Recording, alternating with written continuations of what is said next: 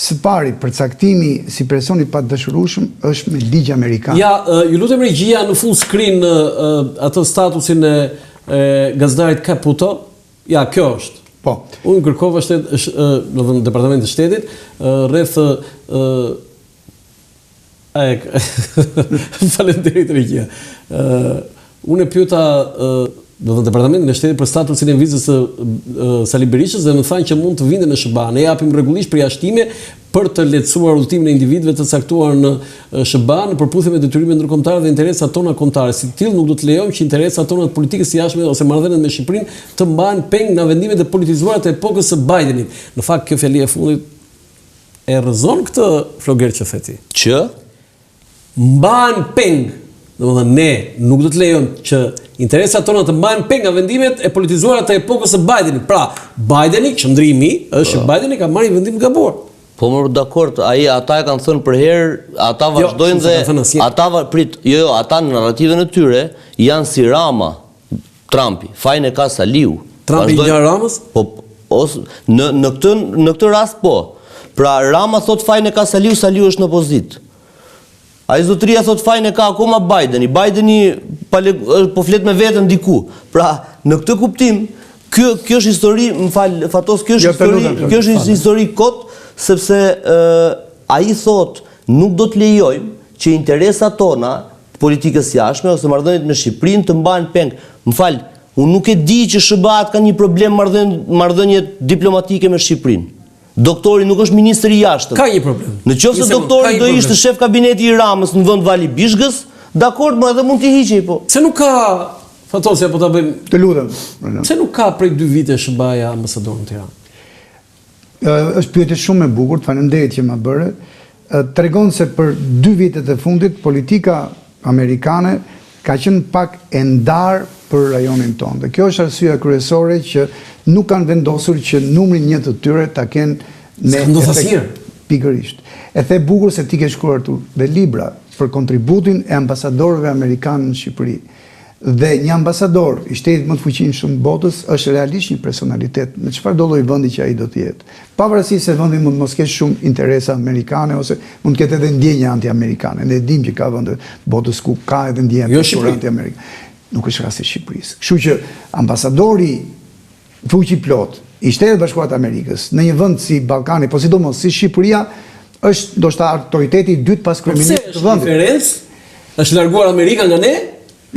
Amerika nuk është larguar nga ne. Apo zhvillimet në Departamentin e Shtetit janë tilla që është kjo e fundit. Kjo e fundit? Zhvillimet në Departamentin Amerikan të Shtetit për 2 vitet e fundit kanë qenë pak që e kanë lënë pezull pozicionimin me ambasadorin me kohë të plot, praktikisht ambasadorin se me edhe dërguara me punë, por si asaj ka qenë shumë e tërhequr se të ngarkuarit me punë të dikush. Të mëparshëm, sepse kjo është e vërtetë. Po, sepse më përpara kemi patur dhe periudha, ti the me të drejtë se ti je historian edhe për këtë. 3 mujore, 6 mujore që për shkak teknike, burokratike, praktikisht të burokracisë që amerikanët që është provinciale. Procedura se një ambasador i të ri e e them me shumë të drejtë. Në ato 3 muaj, në ato 6 muaj që ishte rasti më i madh përpara këtij 2 vjeçare, kanë qenë shumë aktiv. Ata ngarkuar me punë. Po, ju kujtohet kanë sjell mesazhe. Lelas One, ju kujtohet Moses One? Po, mua më kujtohet Moses One. Që ishte ngarkuar me punë, po shkonte kryente rolin e ambasadorit. Jo, po shkonte atje. Ashtu, jepte mesazhin, përcjellte mesazhin akoma atje në reformën e drejtësisë. Përcjellte mesazhin. Po, sepse praktikisht e konsideronin të tillë. Për ne, në këto 2 vitet e fundit e kanë konsideruar nga niveli më i lartë që merret me çështjet e Evropës lindore dhe qendrore të Evropës, e kanë konsideruar që nuk është momenti që ne të përcjellim mesazhe në Shqipëri. Prandaj ne nuk kanë patur atë që ata e quajnë herald, pra që përcjellin mesazherë. Ngjarja politike shumë të rëndësishme. Ne kemi patur. Ne s'kemi dëgjuar një qendrim. Po, vendit tonë. E kanë bërë ata. Jo. Po më dëgjoj mua. Problemi nuk është. Kjo është fakt, është fakti. Jo, po më dëgjoj. Të dëgjoj? Po. Por unë jam dakord me ty, po kemi të dy gabim. Po jo, po më dëgjoj. E kanë bërë po me profesorë të tjerë që më dëgjoni pak. Ka një element tjetër që ne kemi hequr nga ekuacioni. Problemi i doktorit nuk është non grata. Problemi i doktorit që sot ka emër, quhet SPAK. Dhe ata, miku im, pasi bën bllokimin e atyre fondeve të famshme, projekteve, për atë dreqin e Spakut, për atë Altin Dumanin, për atë kamikazin e Sorosit, i kthyen. Okej. Dhe mbështetja ndaj Spakut është absolute. Po çfarë do të reagojnë më shumë ata? Jo, një sekond. Ky pra është reagimi, ne mbështesim Spakun. Tu kemi një problem. Mbaroi historia. Kush në kulturën e ambasadës amerikane në Tiranë për çdo ngjarje, nuk diskutojnë ngjarje të rënda madhore tjetër, për çdo ngjarje, edhe për formulën e zgjedhjeve, kodin zgjedhor. Ambasada amerikane dilte i ngarkuar me punë. Ambasadori po. Dhe thoshte, ambasada amerikane, s'kan fokus të ne ata, është e qartë ajo. Ka ikur fokusi nga Ballkani, ka indiferentizëm, ka distancim. Patjetër. S'ka fare. Domethënë ata ja kanë lënë çdo gjë në Shqipëri Spakut. Ky është lajmi domethënë që atëre edhe një që qytetarët të jenë të qartësuar. Të 72 përcaktimet si personat pa dëshurueshëm në këto 4-5 vitet e fundit Landi, që janë bërë nga Departamenti Amerikan i Shtetit, janë bërë mbi bazën e një ligji, se ndryshe ata nuk veprojnë në shtetin ligjor, do të shteti më i fuqishëm në ligjor. Po është perandoria. Në rast se do të kuturiste, qoftë edhe adin të ri i ambasadës sonë, dhe të jepte vizë për hyrje një personit të përcaktuar nga gjithë kjo procedurë, si i pa dëshurueshëm, pra që nuk ke mundësinë ta marrësh vizën, do të riskonte procedim penal deri në burg, sepse ka shkelur ligjin amerikan. Me ligj, përgjigja e Departamentit Amerikan të Shtetit ishte shumë domethënëse. Çfarë? Ne për rastet veçanta, siç ishte rasti, nuk e përmenda më kot, këtë Antol Rogan. Pse? Sepse shkoi përpara kryeministri, që është miku i tij sepse ai ka shef kabineti, dhe i tha veçantë presidentit Trump që shiko, e kanë përcaktuar kështu, kanë qenë Sorosian, kanë qenë... Nuk ka rëndësi më... Ma bëj këtë nder. Jo, po është... Dhe për interesa strategjike dhe kombëtare, të sigurisë kombëtare, të Shtetit Bashkuar të Amerikës, ata e kanë bërë. Derisa të vi momenti që të ketë një vendim të tillë nga Departamenti Amerikan i Shtetit, kam idenë se është në mes një deti tërë. Kështu që këtu ne kemi vetëm çfarë, në frazën e fundit që ti e pyete me të drejtë,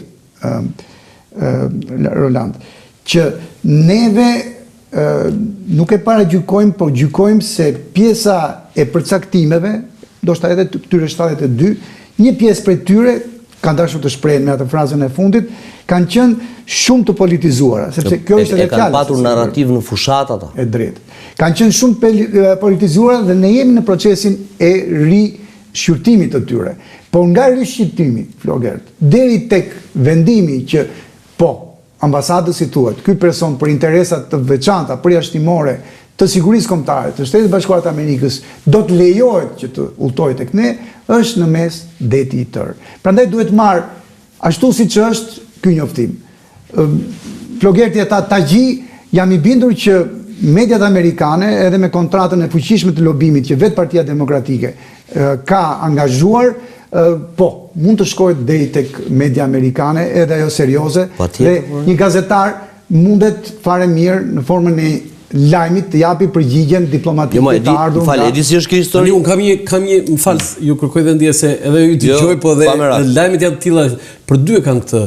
Tani ka një egzaltim, unë e thashë në fillim, por edhe më vjen dhe pak keq, Floger, që gazetarë që mbështesin të djathën dhe nuk është gabim që kjo është liria e medias, që ti mbështet një kaos që ti mendojnë që është e drejtë, kjo është liria, nuk është gabim. Por tani që të fillojnë tani një luftë mediatike, ku shkuan ata gazetarë që bën këtë edhe me emra, dalin me emra, unë të doja tani... Na ka dalë emri Jolanda, po jo akoma? Deri tani ty s'ka dalë emri, se ti ke qenë... Si është? Je po qik ta gjithë atyre ti tani, që të merren dhe me mua. Mbase do dali pas kësaj bisede. Do të përmendni dhe Floger. Përmendni dhe Floger. Madje unë do të sugjeroja edhe FTC. Dëgjoj vllajn, jo sa i merr përpara. Dëgjoj vllajn. Kjo është histori absurde dhe të betohem që e kam lexuar mbrëm dhe kam qeshur, sepse problemi i doktor Berishës nuk është me non gratën prej kohësh. Nëse ka i problem Sali Berisha që po të reagoj Departamenti i Shtetit, Shtëpi e Bardhë dhe t'ja zgjidhin, do ishte vërtet madhështore për të. Lajmi një për vendin. Jo. Për te asajt, ajo ishte ashtu Salandi, po në qoftë se donin t'i bënin një nder doktorit sot, SBA-t dhe Lasivitasi dhe ata, duhet që nga departamenti i shtetit të thuhet që struktura e posaçme antikorrupsion është një strukturë kriminale e ngritur nga George Soros. Kjo do ishte fatale për reformën drejtësi dhe fitoria reale e Sali Berishës. Kjo nuk ndodh kurrë. Po nëse nuk ndodh kjo, atëherë këto janë krunde, po e përsëris. Sa e thej që këto janë krunde, ekspertët e SBA-s. Këto janë krunde për të këto tjerat, të lajmet. Këto janë krunde. Se ti në fillim the Tagji, po pra sikur ka ndryshim. Po krundet janë pak më të mira. Tagjia dhe krundet ndahet çiktë. Po jo për se nuk e prit. Tagji është për militantët. Po, këto janë krunde për këto kolegët që thonë ku jemi ne. Filloi betejë mes gazetarëve tani. Kjo është se po më fal, aty në gazetarëve ndaj atyre kam një sfidë profesionale. Po. Ju lutem gazetarë të nderuar, komunikoni me atë kolegun që keni atje në Amerikë. Dërgoj email. Po, dhe sojini që të qetësohet gjithë Mileti dhe ne të dalim për i bret, ne që kemi thënë non grata, kush të kemi aty të dokumentuar shkëmbimin e emaileve të këtij zotërisë të gazetarit amerikan me departamentin e shtetit. Se ka një truk në zgjedhje që këtë e kam edhe madje e kam nga Alfred Lela, se e kam patur pedagog. Kur bënim këto shkencat e komunikimit shkollën atje, rastet kur krijohen dhe ti ju e dini mirë, pseudongjarjet. Pra çfarë ndodh? Ka ndodhur këtu në një vend të lindjes, këtej Kroacia, nuk e di, që një ditë para zgjedhjeve, pra në heshtjen zgjedhore, kundërshtari ka hedhur në eter në media një lajm të rrem për familjen e kundërshtarit. Ai nuk reagonte dot sepse ishte në heshtje zgjedhore dhe i ka ulur 10% në zgjedhje. Këto janë nga ato truqet që hidhen 2-3 ditë para zgjedhjeve, ku nuk ke kohë fizike që ta një pyetje që unë sa bëra që e kisha përgatitur. Do dekoj kjo në zgjedhje? Më fal, nëse ai gazetari është për të bërë ato pyetjet, pse nuk e nxorën 2 javë para? Se kjo mua nuk më jep kohë, kur them mua medias në tërësi, që të konfirmoj me departamentin e shtetit vërtetësinë. Departamenti i shtetit. Tani në këtë moment. Departamenti i shtetit. Thua përgjigja kur vjen përgjigja. Përgjigjen dua unë se pyetjen nëse më lejon. Dhe në truqe. Po, patjetër. Edhe kanë bërë shumë mirë more. Bravo i qoftë. Bravo i qoftë.